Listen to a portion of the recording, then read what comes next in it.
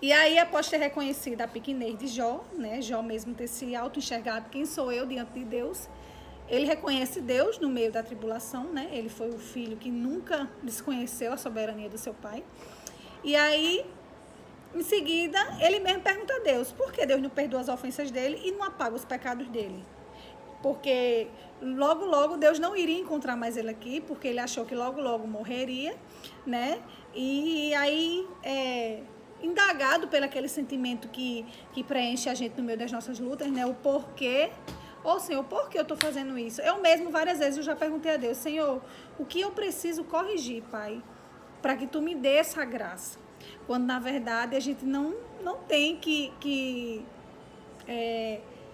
questionar o porquê das coisas ou se achar menos imerecidos ou menos improváveis que os outros, porque na verdade o Senhor tem um propósito em cada processo da nossa vida. Cada processo da nossa vida que a gente enfrenta não é por nós, não é porque nós, e sim para que a glória do Senhor seja manifestada na nossa vida. Porque a Bíblia, em toda a sua parte, do seu início, no seu meio, no seu fim, ela aponta para a glória de Deus. Ela aponta para a soberania do Senhor. Ela aponta para que a gente sirva a Cristo, para que a gente sirva ao Deus, ao nosso Rei, para que sua glória seja manifestada. Então, eu tenho aprendido muito na minha vida que o Senhor me ama, que o Senhor quer o melhor para mim, que o Senhor tem dias melhores para mim, que o Senhor tem bênçãos melhores para mim, que o Senhor tem coisas muito maiores para minha vida, não por mim, porque eu sou criação, eu sou filha como um outro filho qualquer, eu não vou nem entrar no mérito para não levantar questões que são polêmicas, mas que somos imerecedores.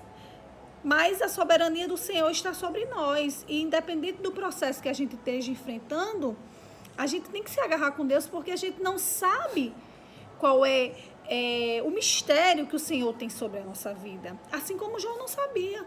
Aqui no capítulo 7 ele deixa claro que não vai ter mais alegria. Aqui ele deixa claro que quer morrer em paz. Ele deixa claro que não vai mais existir. E ele mal sabia o que o Senhor tinha para a vida dele. E aí, caminhando para o capítulo 12, após Jó, capítulo 12, perdão, para o capítulo 8, após Jó se lamentar, após Jó desabafar com ele mesmo, né? Após Jó perguntar ao Senhor porque Deus não perdoava ele, se achando um pecador, né? Não sabia ele que estava sendo provado justamente porque era um servo bom e fiel, né? No capítulo 8, um dos amigos de Jó, que é Bildade, que é um dos filhos de Abraão, né? Um dos 3 companheiros de Jó, que estava ali naquele momento para consolar Jó, né? Ouvindo todas as palavras e lamentações que Jó estava tendo com ele mesmo, né? Ele vem e piora a situação, porque começa a trazer para Jó palavras que deixavam a conduta de Jó meio que questionável, né? Se Jó não tinha sido um pecador, se Jó não estava em pecado, né? Ele trazia palavras que fazia o próprio Jó, que já estava em dúvida, já estava aflito, sem saber o porquê estava passando tudo aquilo, né? E aí Bildade traz mais palavras que faz Jó ficar em conflito interno com o Senhor, né? E o discurso dele começa dizendo assim, que é o título do capítulo 8. Até quando você vai ficar falando desse modo? Você não vê que as suas palavras são como um furacão, tipo assim, como uma tempestade, né?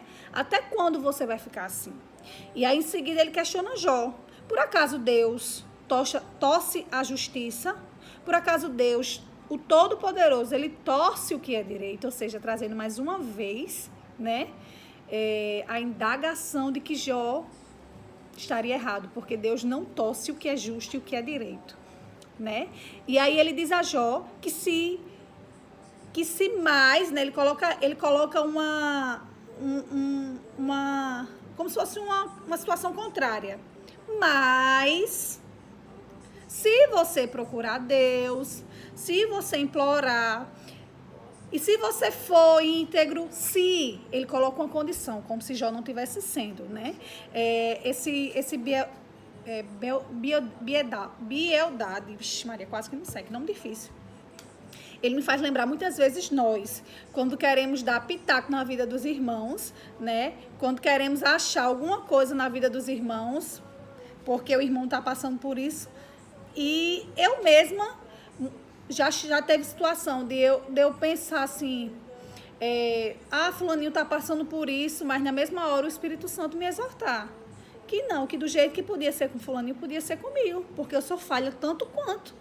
E o Senhor não faz aversão de pecados. Nós pecamos, somos pecadores, e do jeito que fulaninho enfrenta circunstâncias difíceis, eu posso enfrentar também, porque eu também sou mal. Eu também